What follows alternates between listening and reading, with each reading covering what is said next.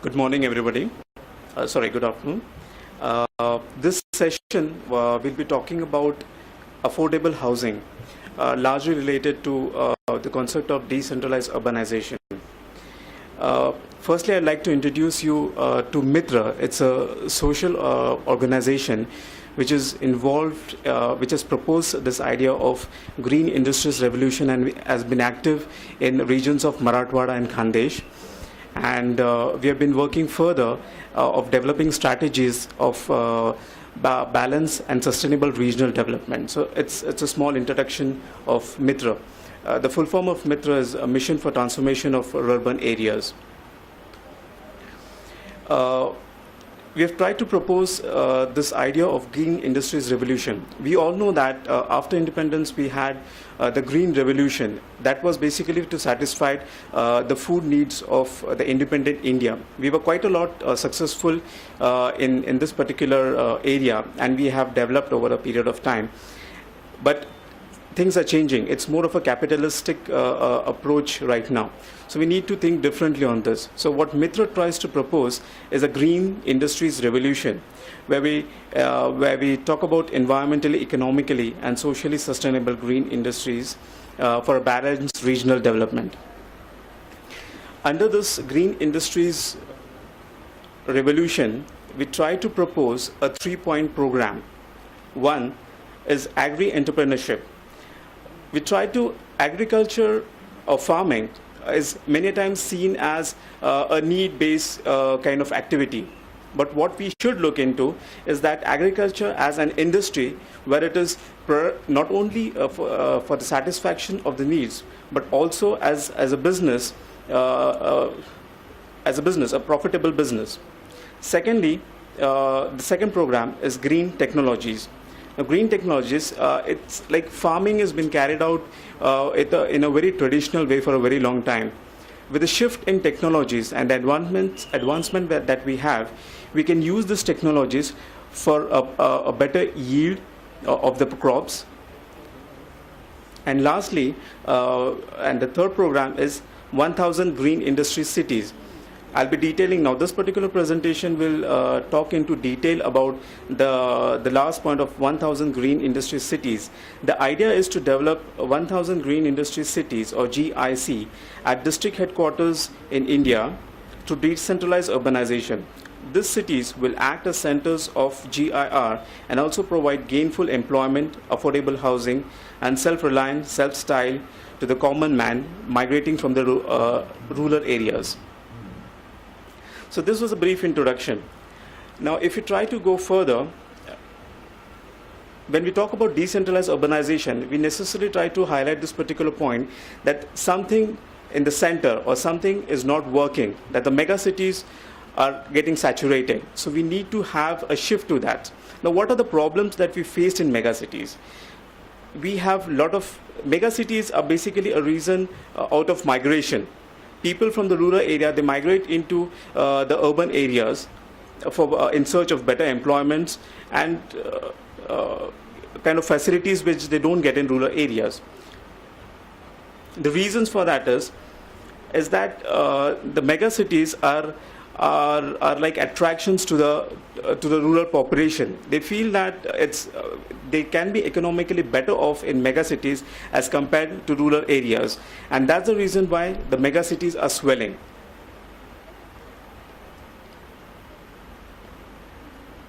And what are the effects of migrations? Now, migrations can be categorized in two different ways. One is de-stress migration of rural folks, which accounts for about 70%, and progress migration for about 30%. I mean, whatever migration which happen, only 30% of them are able to make their lives better. 70% they still live in slums and in poor conditions. Chaotic megacities. Cities are basically not able to cope up with the pace of development, and that's the reason why the photographs which you have shown here is not very, I mean, this is quite unique to Bombay, that the infrastructure is not able to cope up with the increase of populations. The roads are not able to cope up with the increase in the number of vehicles which are there. A good example is like in Pune for the last 40 years, the length of road has increased from by 5 times, but the number of vehicles have increased to about 87 times. And then we know the basic reasons like water pollution, overcrowding, traffic jams, broken roads, and everything. Another effect of swelling megacities is shoddy infrastructures. Our local governments are not able to cope up, are not able to provide with basic infrastructures. Like for example, water supply. 70% of only 70% of people get tap water, but almost 9% do not have this facility at all. Sewage system, if you try to see 22% they don't have a sewage system.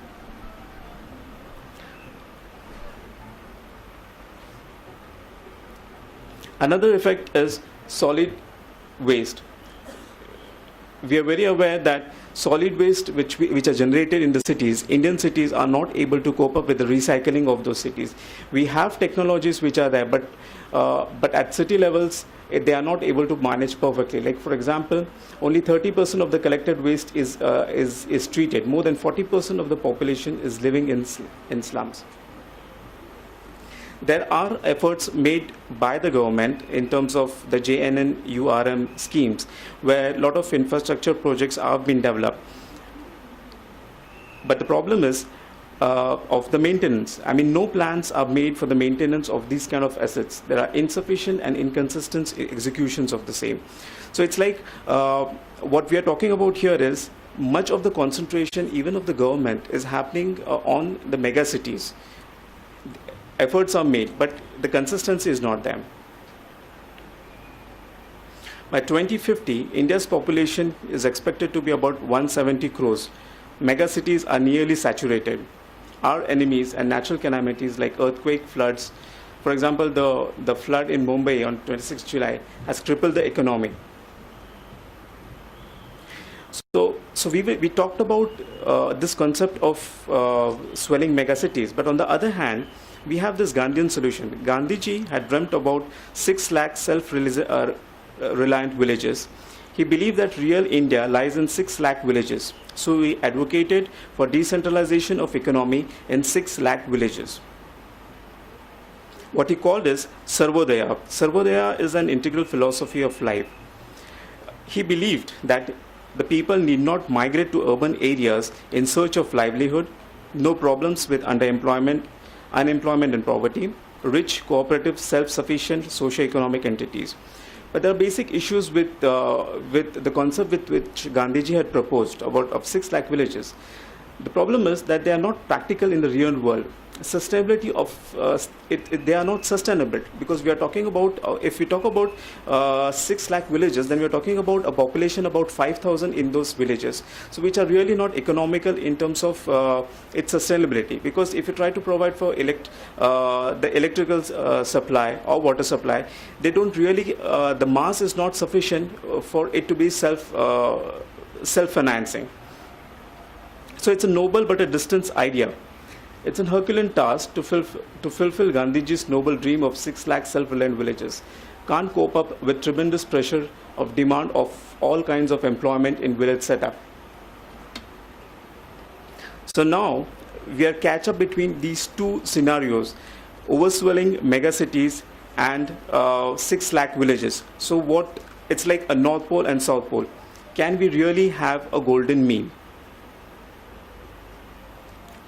What we try to propose here is decentralized urbanization through next door migration by establishing 1,000 development centers at district places. We'll be looking at this aspect of next door migration in our slides. So what we try to say is that there are presently about 624 districts in India and about 1,000 district places or district size places and taluka places. So there are places which are potential enough to be upgraded towards a district level places. So we can have this 1,000 district places in the future. And if you consider an average population of 10 lakhs at each centers, then we're talking about a total population in this 1,000 centers as 1,010 lakhs, about 100 crores of population. which will require a geographical area of about 300 square kilometers. This is an average area that we have thought of that it will be required. This is a categorization that we have tried to identify. So we are talking about this scale as medium cities, where a population about 5 lakhs to 15 lakhs can be accommodated in this medium cities. So migration to this own district place is next door migration. Now we go into the details of what do you really mean by next door migration. So, and an average of 600 to 700 villages in a district. That's what the statistics says. The average distance of a village from a district place is about 40 to 50 kilometers. So that's a traveling distance that we can talk about. The villager can stay in his village or migrate to distant places.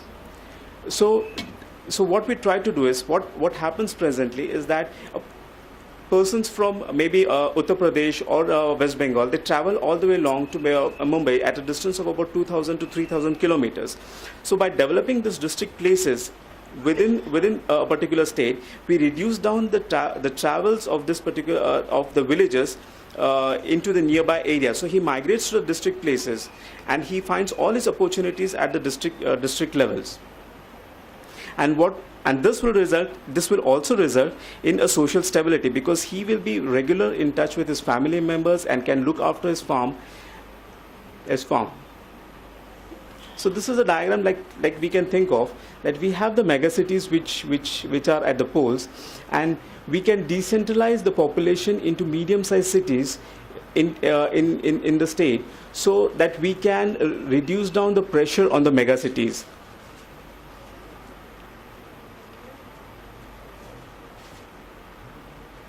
So here I was talking about that they migrate to almost 2,000 to 3,000 kilometers away from megacities. So this is what next door migration is we're talking about.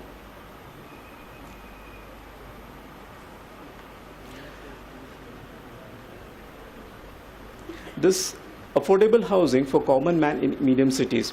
Now we all know that people from villages, they travel to the mega cities, and they have no alternative but if they are economically weaker section, they have no alternatives but to live in slums.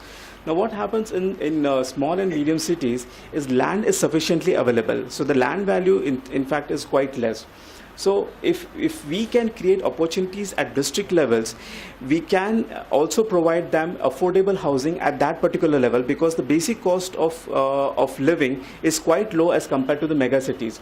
So it's quite a practical dream. We are talking about a practical proposals, and we had actually, we'll also see into details about Bede and Ambazogai that we have studied as well. The percentage of slums, the slums, the condition of the slums in mega cities is totally in a bad condition. But if you can relocate those population in district places, we will be able to solve this particular problem of slums to quite an extent. Employment potentials in medium economies. So here, if we segregate the type of employment, large and mega cities will have capital-intensive high-tech industries requiring high-skilled manpower, and medium cities will have labor-intensive industries like agro-processing industries, construction sector, textile sector, and service sector. With this, we'll be able to create about 20 crore jobs. In textile industries, we'll be able to create about 9 crores. Healthcare about 2, tourism 1.25 crores, construction 5.5, IT 1.5, and banking 0.5 crores. So this concept of decentralized urbanization will be able to also bridge the gap of the skilled labors which are required for the development of the country. We have identified about 8 sectors which we can concentrate on for the development of the medium cities. These are primary industries, secondary industries, and tertiary industries. When we talk about I'm sorry, the text is not that very legible because it's light. But anyways, primary industries, we talk about agro-based industries. In the secondary industries, we have identified textile, construction, And when we talk about tertiary sector, we can explore the possibilities of IT, education, healthcare, and tourism. So if we talk about agro-processing industries, if you really compare the figures, in India we process only about 5% of the total output, but US is able to process about 70% of the agro products. So there's a huge gap out there. The good example is Amul. We all know about Amul. About 25 lakh farmers contribute about 1 crore liter of milk every day. So there's a huge economy that we're talking about. And agro-processing industries can also include milk products, fruit products, bakery products, alcohol products, oil, rice, sugar, cotton, and ginning and pressing mills. Construction sector, the second largest economic activity after agriculture. Employment presently about 3.5 crores, additional 5.5 crores, about two when we talk about construction sector, we talk about primarily two subsections. One is real estate and second in infrastructure. We all know that when the recent financial crisis were there, US, China and many of the other Asian countries, they took over a lot of infrastructure development projects to keep the economy running, and that really helps. So this is one of the major sectors that we can think of concentrating on. Textile and clothing sector. Presently there are about 3.3 crores, but if we promote textile and clothing at district level, we will be able to add another 9.9 crore of employment in this particular sector. And when we talk about textile and clothing, we talk about value chain that will be generated out of that, like spinning, weaving, knitting and garmenting. Travel and tourism. Travel and tourism will include hotel, restaurants, tour operators, travel industries. We'll be looking at the maps in the coming slides, and we know that we have a lot of tourist places which are spread across all the region, but we are not able to tap those tourist potential areas to a larger extent. Tourism can also include heritage, wildlife, rural medical, and religious tourism.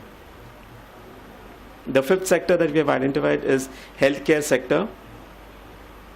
Presently, there are about 7 lakh doctors and 16 lakh nurses. And if you can develop healthcare services in the district level places, we are actually talking about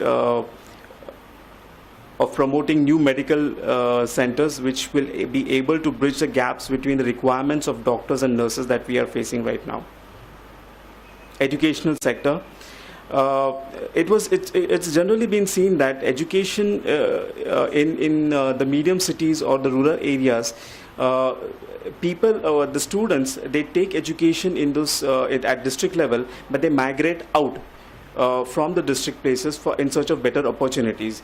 And one who stays in the district places are the ones which without skills. So if we can develop some vocational courses or kind of training programs for the young generation which can take over some skill employment, that will be a good sector that we can explore in. IT and BPO. Many of the companies are now thinking of shifting their bases from cities to medium-sized cities. The primary reason for that is it minimizes the running cost. A good example is if you take China, many of the IT companies are not concentrated in Shanghai, Beijing or Hong Kong for that matter. They are shifting towards central China like Chengdu and other places. The primary reason, like Indian companies, Infosys and Tech Mahindra have their offices in Chengdu, primarily for a reduction of the cost. The eighth sector that we are thinking of is trade and commerce. So let's move forward in how we can crystallize this particular idea in actually creating a practical proposal. We have identified this vision as sustainable development, affordable housing, and business potential at district headquarters to decentralize urbanization along economic corridors of India with specific reference to Maharashtra. And the methodology that we have tried to adopt is we have first tried to analyze the economic foci in Maharashtra, understand the pattern of development, Then we have taken case studies of Beed, which is a district place, and Amazogai, which is having a potential of being a district headquarter. Then we have identified the silver corridor of Maharashtra and strategies, and later on developed strategies for balanced regional development. Now, if you try to see Maharashtra as in general, the maps are not very clear, but I'll just try to explain that this particular map shows the location of major tourist places in Maharashtra. So here the pattern we can see that mostly it's concentrated along the Western Ghats and the coastal areas onto this side.